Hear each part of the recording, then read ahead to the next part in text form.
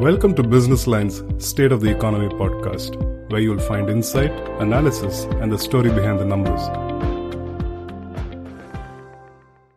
Namaskar. Welcome to the latest episode of State of the Economy. We have 4 or 5 high-frequency economic indicators, and all are showing very positive signs. It seems that the economy is also doing well. But is it correct to say the momentum will continue? To talk about all those things, we have with us Aditi Nayar, Chief Economist with ICRA. Welcome to the show, Aditi. Thank you so much. It's always a pleasure to be here. Aditi, GST collection in July was third highest since inception. What should we read? The GST numbers have been doing quite well, and I have broadly been tracking our expectations as well. And you're very right. They're third highest since the inception of GST. And that's quite an important thing to note, especially because the only 2 months where the collections have been higher have been the last 2 Aprils. And typically, April month tends to be an aberration for GST collections because it not only reflects the collections for transactions conducted in the previous month, which is the month of March, and quarter-ending months always see a pickup in the GST collections. But also what we tend to find is that there are a lot of sort of year-end adjustments that the payers seem to be making. So the April months are always exceptionally high, even as compared to the other quarter-ending months. So the fact that the last month of GST collections has been the third highest, barring only the last 2 Aprils, is actually a very notable number. Growth also still remains in double digits. That's, just a slight niggling concern that we have on the pace of growth tapering off because of the imported, the collections on imports. But other than that, GST numbers are extremely robust. What about second quarter, since this will also be beginning of the festive season? So what can we expect on the GST front? See, broadly, the GST collections in this quarter will be, so July, August, September will reflect the transactions in June, July, and August. Yeah. So really speaking, the festive season collections will come into the Q3 numbers, not into the Q2 numbers. But I am quite hopeful that on average, we look like we're going to be on track to meet the full year CGST budget estimates. Although this is going to be on the back of robust domestic activity and domestic transactions on which GST is collected. Whereas the outlook for imports and therefore IGST on imports is quite bleak right now.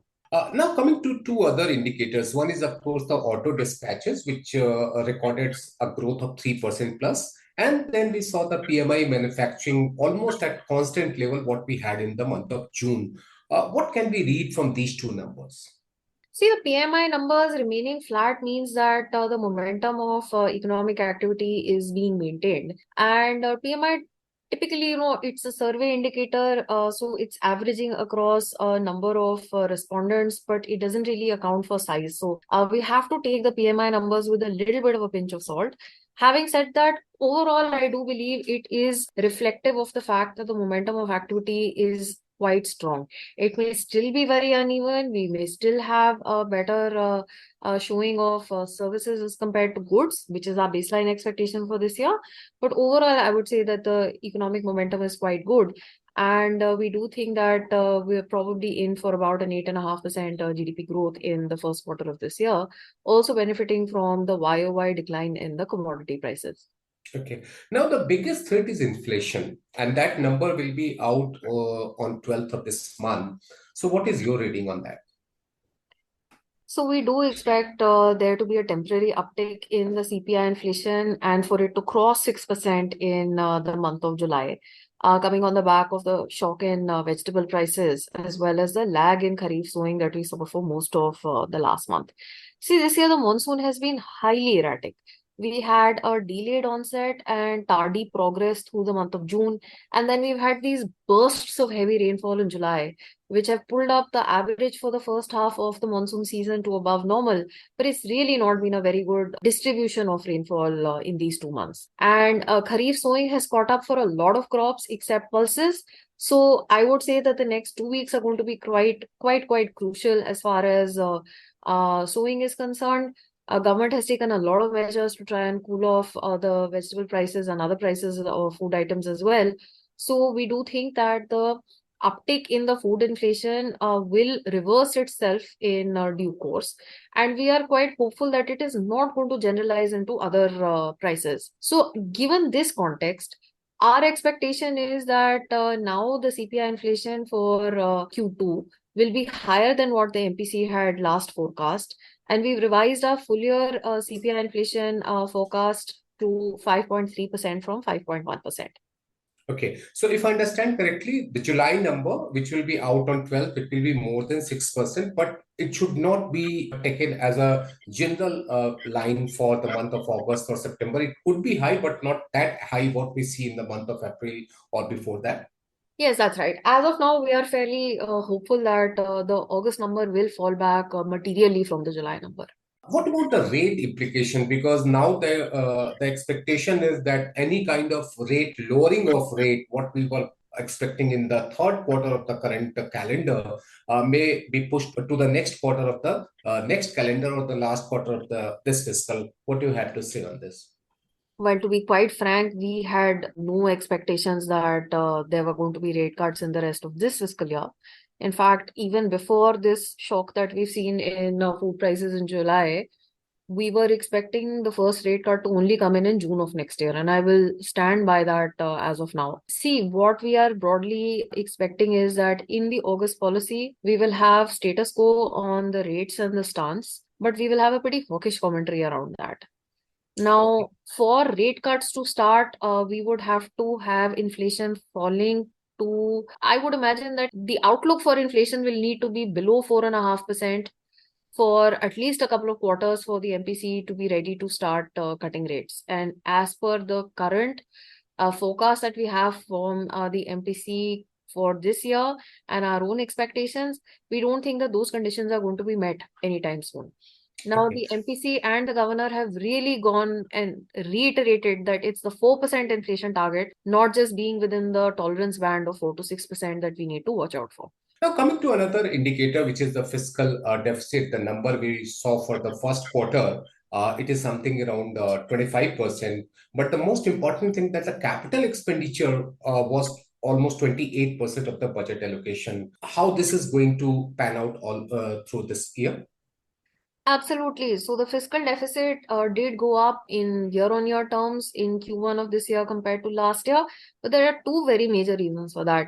One is this front loading of capital expenditure, which is very, very welcome. And the other factor is that the tax devolution to the state governments has actually been very much front loaded this year as compared to past years. Even if we see the amounts that have been released up to July, they're well above the corresponding period of last year. And this is also something that we do hope is going to nudge the states to upfront their own capex in line with what the government of India has done. So, in terms of the underpinnings of the fiscal deficit, we are seeing this as quite positive in terms of having a better quality of expenditure and really being able to sustain economic growth going ahead. But one concern is that the private investment is not coming up. So is this a real concern, or will there be some kind of progress in coming months? See, here we remain hopeful. Last year, we had a record announcements made from the private sector in terms of new project announcements. And while all of them may not fructify immediately, we do think that in a lot of sectors, there is very meaningful intent to invest fairly quickly. So sectors like cement, steel, passenger vehicles, electric vehicles, hotels, real estate, data centers, and new age sectors like that. So we are quite hopeful that there will be a broadening of the private sector capex cycle in the coming months. Aditi, my final question to you that we just saw IMF hiking the growth expectation for the current fiscal from 5.9 to 6.1%. And then we also saw some kind of changes from other agencies too. You mentioned that the first quarter number could be something in the range of 8%. Are you going to change the estimate for the whole fiscal? So our full year estimate for the GDP growth is still 6%, with an upside of 50 basis points predicated on front-loaded capex by the center states and, of course, the private sector as well. And a downside of 50 basis points if the monsoon turns out to be fairly disruptive in the second half of the season. I would say downside of up to 50 basis points. So a baseline estimate is 6% even now. But of course, we will keep refining our estimate going ahead depending on the incoming data. But overall, I would say that as of now, the momentum looks quite healthy. And also, margins would be under a lot less pressure in the immediate term, which is something that should help to shore up the industrial sector GVA as well. Thank you, Aditi.